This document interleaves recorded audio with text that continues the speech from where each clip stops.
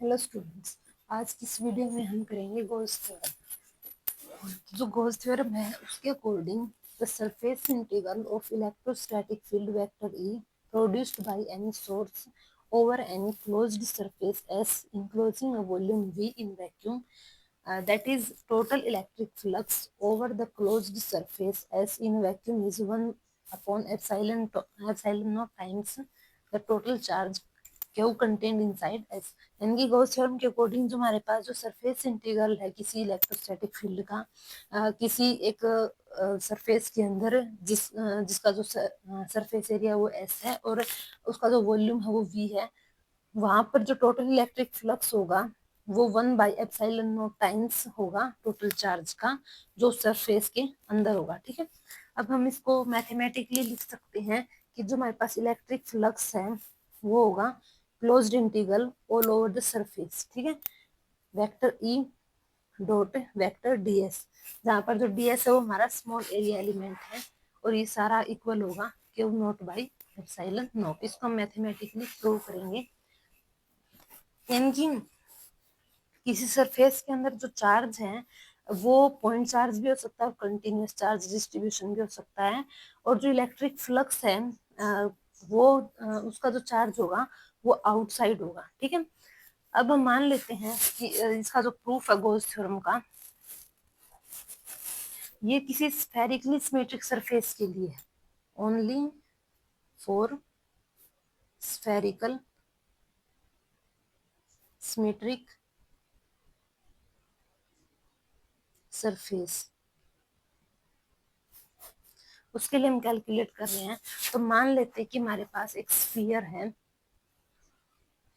जिसका centre O है और इसके ऊपर एक पॉजिटिव चार्ज प्लस क्यू रखा हुआ है, और जो इसकी रेडियस है यानी कि आर, वहां से आर डिस्टेंस के ऊपर एक पॉइंट पी है जहां पर एक चार्ज रखा हुआ हमारे पास जिसको हम टेस्ट चार्ज या पॉइंट चार्ज बोलेंगे।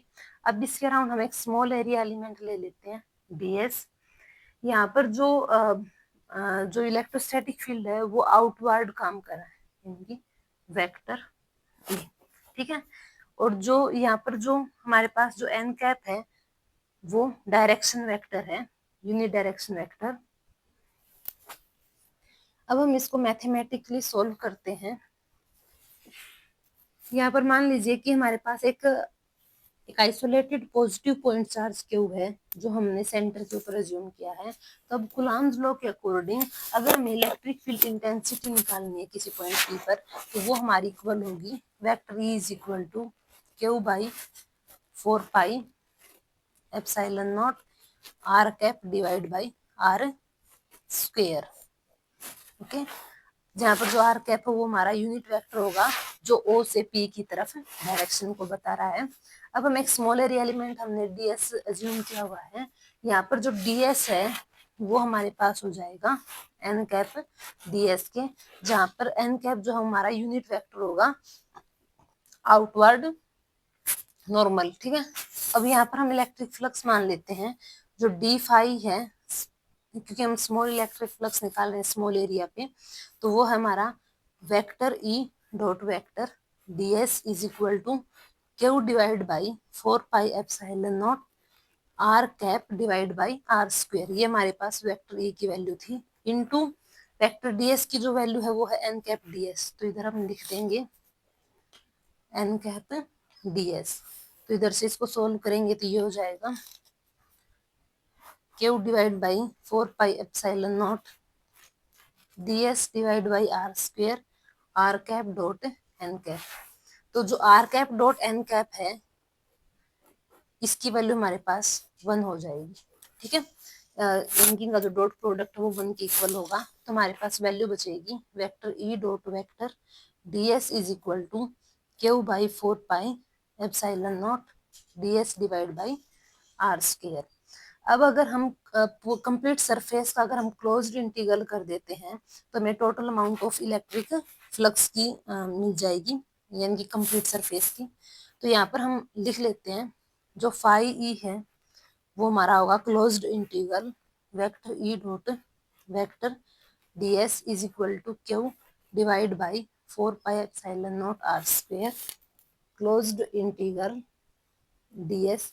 अब ये जो वैल्यू है हम पुट करेंगे q divide by 4 pi epsilon naught r square into closed integral. ये जो है ये हमारे पास एक स्फीयर का है, और जो स्फीयर होता है वो वॉल्यूम इनक्लोज कर सकता है, और हमारे पास वॉल्यूम ऑफ स्फीयर का फॉर्मूला इधर हम सॉरी इधर जो सरफेस एरिया ऑफ स्फीयर होगा उसका फॉर्मूला यूज करेंगे, तो वो होगा हमारे पास total area of surface of sphere.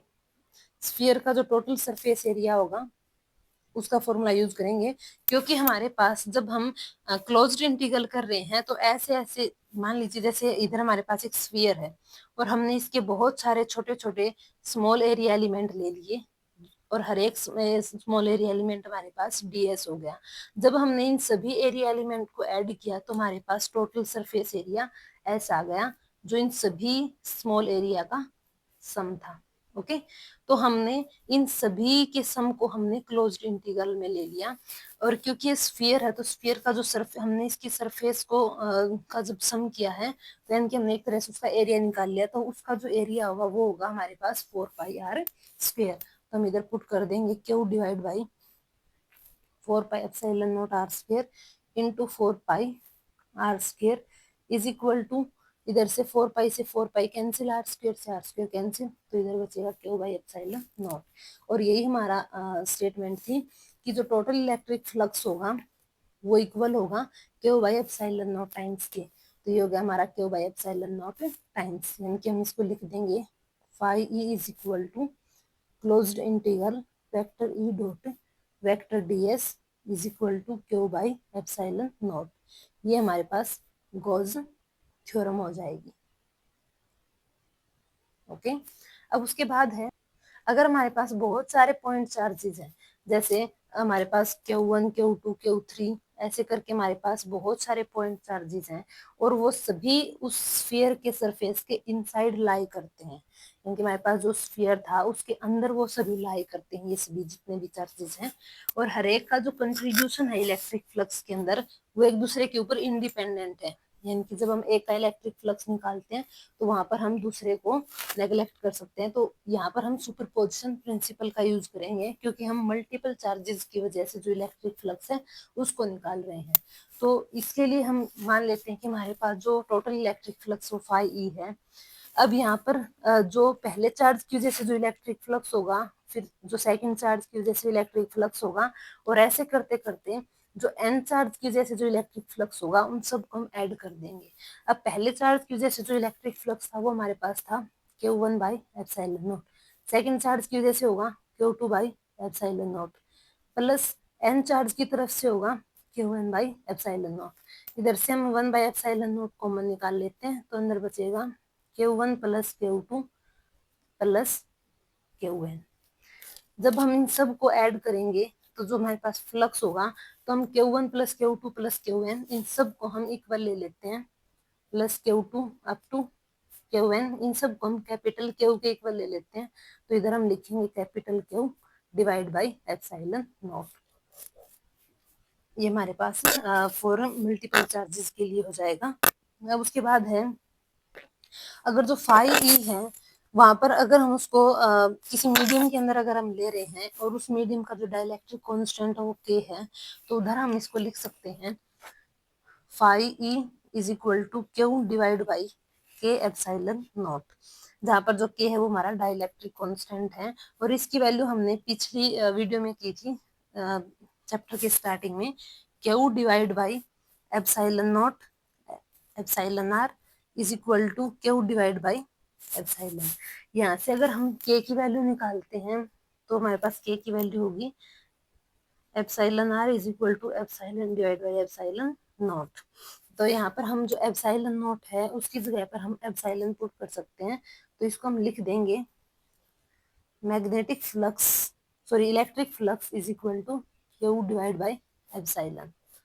Okay, यहाँ पर जो अगर हमारे पास जो चार्ज है वो अगर नहीं है, या फिर किसी सरफेस किसी क्लोज सरफेस के अंदर चार्ज की वैल्यू अगर जीरो है, यानी कि क्यू हमारे पास जीरो है, तो इलेक्ट्रिक फ्लक्स भी उधर जीरो हो जाएगा, यानी कि if Q is equal to 0, then phi E also equal to 0. Okay, जो टोटल इलेक्ट्रिक फ्लक्स होगा किसी क्लोज सरफेस में वो हमारे पास 0 हो जाएगा अगर उस सरफेस के अंदर कोई चार्ज नहीं होगा. ओके, आज की इस वीडियो में इतना ही. अगर आपको ये वीडियो पसंद आता है then please like share comment the video and also subscribe the channel. Thank you.